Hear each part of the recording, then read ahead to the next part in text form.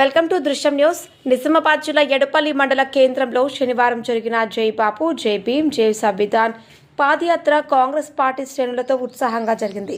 ఈ పాదయాత్రలో కాంగ్రెస్ పార్టీ నాయకులు రైతులను, మహిళలు, వ్యాపారులను కలిసి భారత రాజ్యాంగ విశిష్టతను మరియు కాంగ్రెస్ పార్టీ ప్రజా పాలనా పథకాలను వివరించారు. కార్యక్రమంలో మండల, జిల్లా స్థాయి నాయకులు, కార్యకర్తలు పాల్గొన్నారు. అదేవిధంగా డాక్టర్ బాబు జగ్జీవన్ రామ్ జయంతి వేడుక ఘనంగా నిర్వహించబడ్డాయి. తొలి దళిత ఉప ప్రధానిగా దేశ చరిత్రలో చిరస్మరణీయ స్థానాన్ని సంపాదించుకున్న జగ్జీవన్ రామ్ జీవిత విలువలు, ఆశయాలు ప్రజల్లోకి తీసుకువెళ్లే ప్రయత్నం జరగాలని భక్తులు అభిప్రాయపడ్డారు. ఈ వేడుకల్లో ఎంఆర్పీఎస్ నాయకులు, గ్రామ ప్రజలు, రాజకీయ నాయకులు పాల్గొన్నారు. ఈరోజు చాలా మంచి రోజు.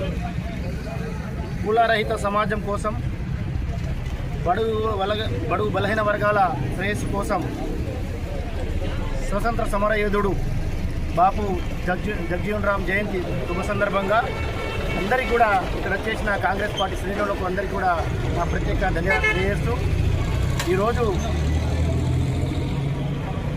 హెడ్ క్వార్టర్ ఏడుపల్లి మండలంలో మరి జై బాపు, జై భీమ్, జై సంవిధాన్ ఈ నినాదం ఈ కార్యక్రమాన్ని ఇక్కడ పెద్దలు ఏడుపల్లి మండల అధ్యక్షులు పులి శ్రీనివాస్ గారి ఆధ్వర్యంలో చేసుకుంటున్నాము.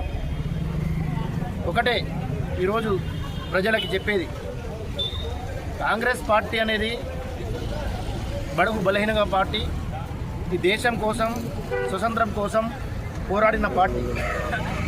కాంగ్రెస్ పార్టీలో పనిచేసిన ప్రతి మహాత్ముడు, ప్రతి నాయకుడు ప్రజల శ్రేయస్సు కోసము, బడుగు బలహీన వర్గాల కోసము, అందరి ఈ దేశం కోసం పనిచేశారు.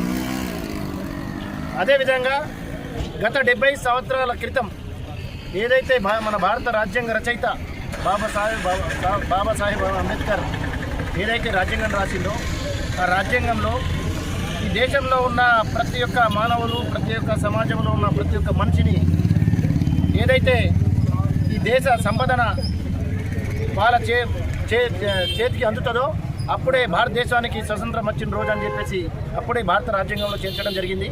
దానికి అనుగుణంగానే ఈరోజు మా పెద్దలు రాహుల్ గాంధీ గారు కన్యాకుమారి నుంచి కాశ్మీర్ వరకు ఏదైతే పాదయాత్ర చేసిండో, ఆ పాదయాత్రలోనే ప్రత్యేకంగా 70 సంవత్సరాల క్రితం ఏదైతే బాబాసాహెబ్ అంబేద్కర్ రాసిన రాజ్యాంగాన్ని ఈరోజు ప్రజలకు తెలియకుండా యువకులు కానీ కానీ వాళ్ళకు మిస్గైడ్ చేసుకుంటా ఇతర పార్టీలు అనేది వాళ్ళ చింతన చేకూర్చుకుంటూ ఉంటుంది. ఆర్ఎస్ఎస్ సిద్ధాంతాలను నేర్పిస్తుంది.